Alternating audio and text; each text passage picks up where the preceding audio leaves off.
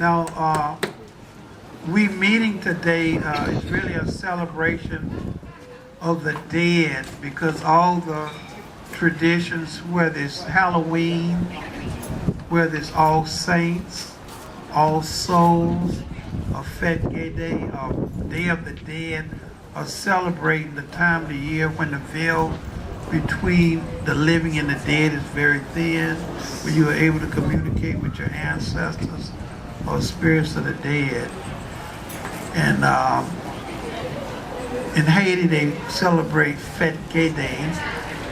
And the whole month of November is devoted to the Gady family, Baron Somley, Baron Lacrosse, Baron Cemetery, Mama Bridget, and the various aspects. The Catholics have All Saints Day, which is the first. They're celebrating all their deities, called the saints, their dead spirits. All Souls Day is more ancestral, where you, especially in places like northern Mexico or all over Mexico, perhaps, Texas, New Mexico, Arizona, Southern California, we have a large, say, Mexican Hispanic population. They'll be celebrating Dead of the Dead. They have a deity called the Holy Death, known as La Santísima Muerte or Santa Muerte. And they correspond with Baron Samedi and other spirits of the dead. A well-known Egyptian spirit of the dead is known as Osiris. And we see this spirits of the dead. Even on the dollar bill, we celebrate the spirits of the dead. We call them the dead presidents. So you know, there are different monuments where we honor George Washington as the sorry for phone.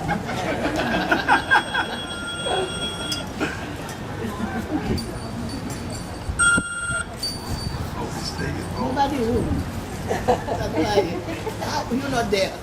Okay, not there.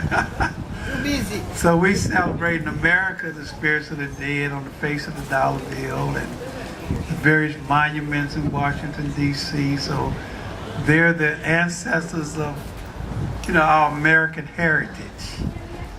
There's an African saying which says, we stand tall because we stand on the shoulders of our ancestors.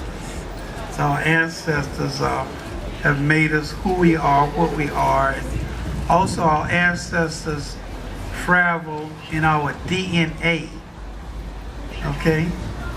So a lot of times, if I want to know who you are, I'll look at your DNA and trace your ancestry from whatever part of the world that your parents, grandparents came from, and so forth. So our ancestors are with us.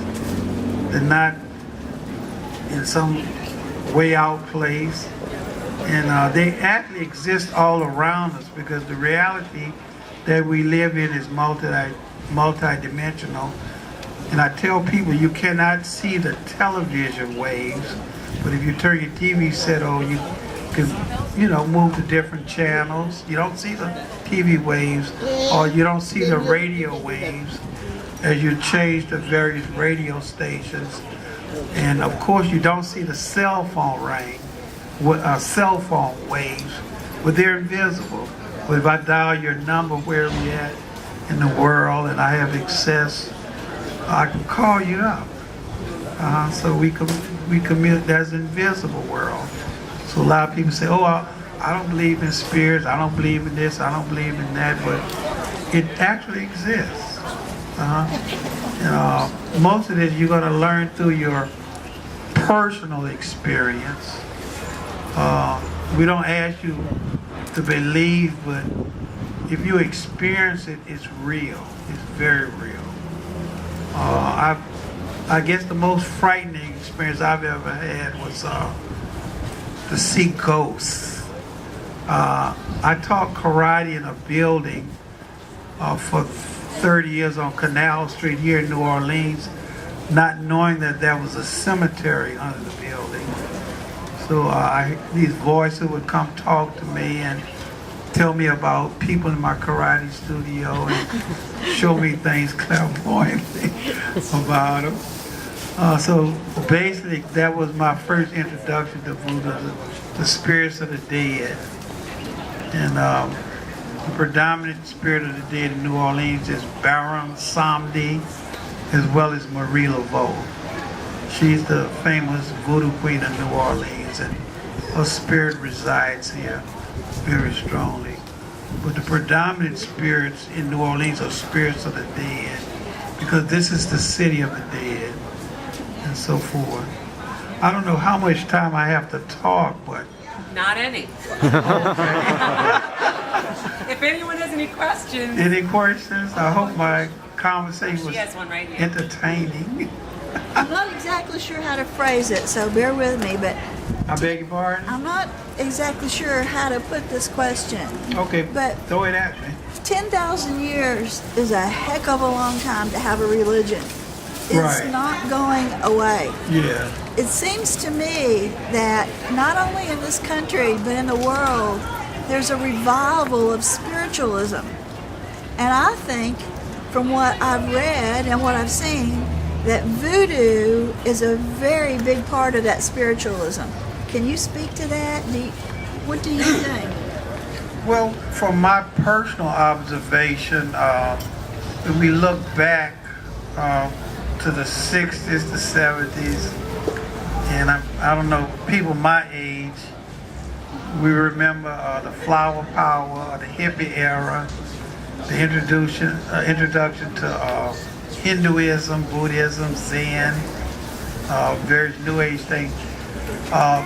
People are becoming very dissatisfied with the promises of organized religion, losing respect for it because the people in the organized religion are contradicted. You know, like the whole issue with the Roman Catholic priests involved in, pedophile molestation, this, that, and the other.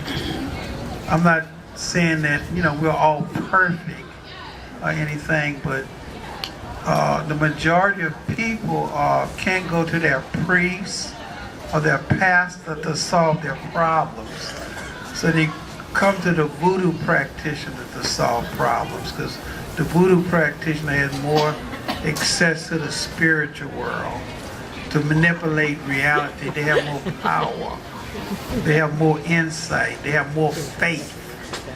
And one of the things that people ask me as a person involved in voodoo, do you believe in God? I say, I think voodoo believes in God more than anybody on the planet, because voodoo exists because of faith. You got to have strong faith, strong belief. And especially the Haitian people, they've gone through a lot. And you have to respect their resilience, their tolerance, and their strength.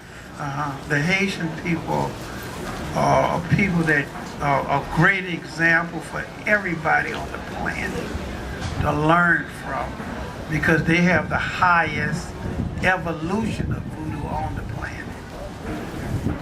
That war between 1791 and 1804, that liberated that country from slavery more than any other place in the world. And Haiti made France one of the richest countries in the world back in the days because of slavery. So we have to give big respect to the Haitian people, their spirits. And most people go to voodoo practice because there's problems they have that they cannot solve. So voodoo can solve the majority of problems, especially when you can't solve a problem in a conventional way. You go the voodoo way, and as quiet as it's kept, people in high places are involved in voodoo, whether you know it or not. Even Obama is involved in voodoo. His mother-in-law, Michelle's mother, is a root worker from South Carolina, Georgetown, South Carolina. In that area of the wood, there's the Gitche Gullah culture of root workers. Even the Clintons are involved in voodoo because Bill and Hillary had their honeymoon in Haiti. They're very good friends of the Haitian people, Bill and Hillary. So even Fidel Castro is heavy duty into voodoo. Santeria, Palo, Abaqua. They have what is known as, I think it's Arara in the eastern area of Cuba. It's actually Haitian voodoo from the Haitian that come over there to cut cane during the harvesting season. Even Dominican Republic has its own voodoo called Gaga, the 21 Nations. Also, the 21 Nations also exist in Haitian voodoo because the 21 African nations that were involved in the slave trade helped create voodoo in Haiti. And I've traveled all over the world, so the most highly powerful voodoo is in Haiti because it has withstood the test of time in the New World. I've gone to Brazil, Dutch Guyana, and the world knows that the Mecca of voodoo is in Haiti, with no doubt, okay? And even though there was a catastrophic earthquake in 2012, voodoo still remains strong, will always be strong.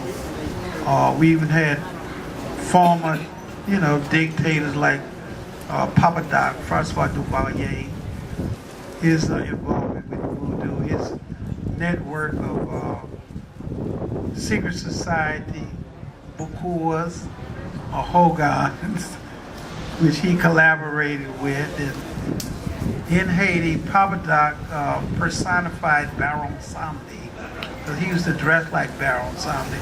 The black suits, the black hat, the eyeglasses, that nasal voice.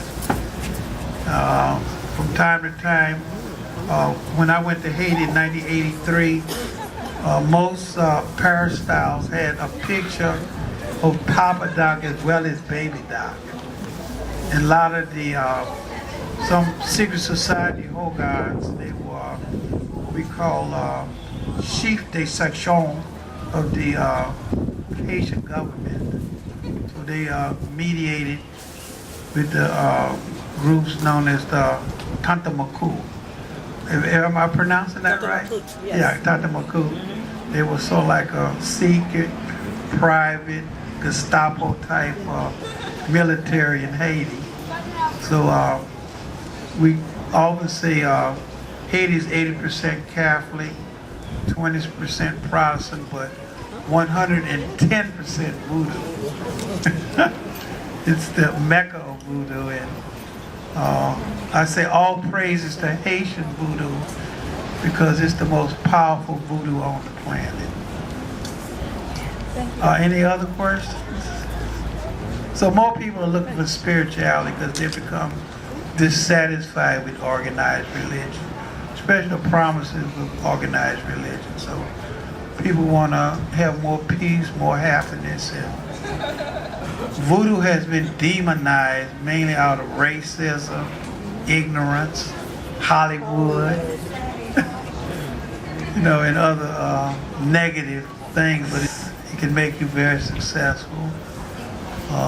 It brings you all the things you desire.